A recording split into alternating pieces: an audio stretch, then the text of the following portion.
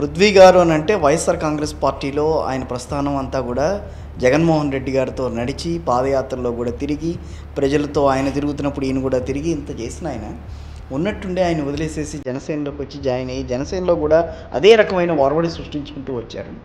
ఏంటి అంత కారణం ఎందుకని?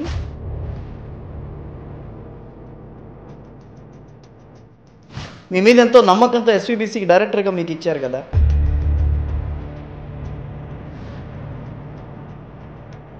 నేను అసలు అడగలేదండి.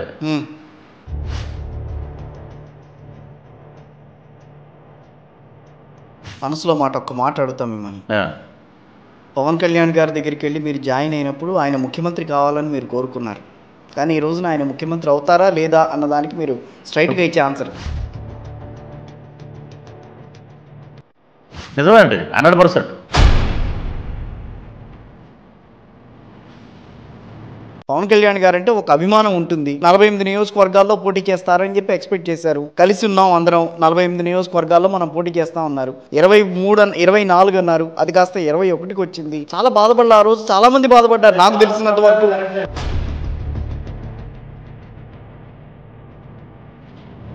బాధపడటం అంటే 105 సీట్లలో అందరినీ పోటీ చేయించాం. అప్పుడు సోకాల్డ్ లీడర్స్ ఎంతమంది బాధపడ్డారండి.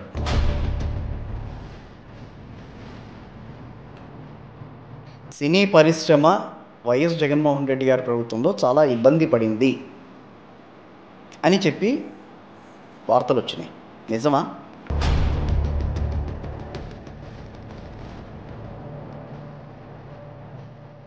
చిరంజీవి గారు లాంటి మహానుభావుడు అంతమంది హీరోలు వస్తే అక్కడెక్కడో ఒక అరపట్ల దూరంలో ఆపించి అక్కడి నుంచి నడిపించారు. అది శాడిజం, సైకో.